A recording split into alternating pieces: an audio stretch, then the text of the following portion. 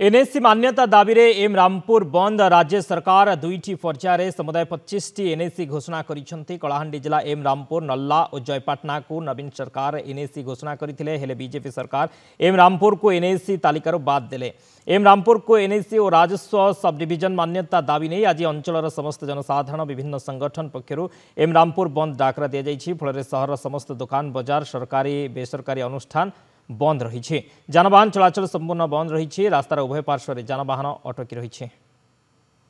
एमरामपुर को एनएसी और sub division दाबी पाई एमरामपुर दीर्घदिन दाबी हेले वर्तमान सरकार 25 टी एनएसी घोषणा कले किंतु से एमरामपुर बाद पड़ला।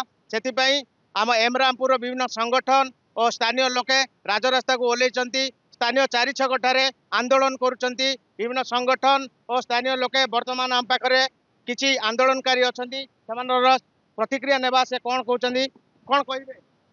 देखन दीर्घ 35 वर्ष है रामपुर अंचलवासी राजस्व सब डिविजन दाबी करिया उछन सबु संगठन समस्त राजनैतिक दल समस्ते किंतु दुखर विषय एनएससी लगी भी दाबी होतिला घोषणा कले किंतु रामपुर रो एकदम छोट छोट अंचल जेने कि क्राइटेरिया नहीं थई करी भी एनएससी हला किंतु रामपुर रे सब प्रकार ऑफिस थई करी समस्त क्राइटेरिया थई करी एनएससी रु बात पड़ला। तार लैके आज रामपुर रो जनसाधारण हजार हजार संख्या रे राजरास्ता रे उलैचन।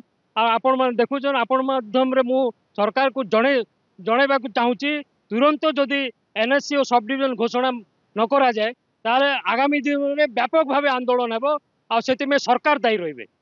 आपण तो शुणुथिले लोक मानक मध्य केमती एनएससी मान्यता घोषणा रु बाद पड़िबारु असंतोष देखा देछि। आउ जणे अछंती हमर स्थानीय आंदोलनकारी तांको सीधा सळ प्रतिक्रिया देखंतु बहुत दिन हला हमर सब डिविजन आउ एनएससी लगी दाबी है आसी रामपुर जनसाधारण करुचंती बारंबार कले सत्वे आमर पूर्व सरकार एनएससी डिक्लेयर करथिले रामपुर को किंतु वर्तमान सरकार ताहा डिक्लेयर करना आमे भावुचु जे रामपुर रे प्रत्येक सब डिविजनल ऑफिस सब अच्छी आपण माने भल कर जाथि ए सब फास्ट रामपुर क्राइटेरिया आउछि जे एटा को एनएससी सब डिविजन करबा पाए तो ए मनोभाव जन सरकार वैमात्रिक मनोभाव जेन करुचन एटा ठीक नहीं से आम जनसाधारण तरफ एतिका दाबी जे अति शीघ्र आमर एनएससी आउ सब डिविजन डिक्लेयर कर रामपुर के नहले आगामी दिन में देखबे आपण माने बहुत संख्यार आउ भयावह आंदोलन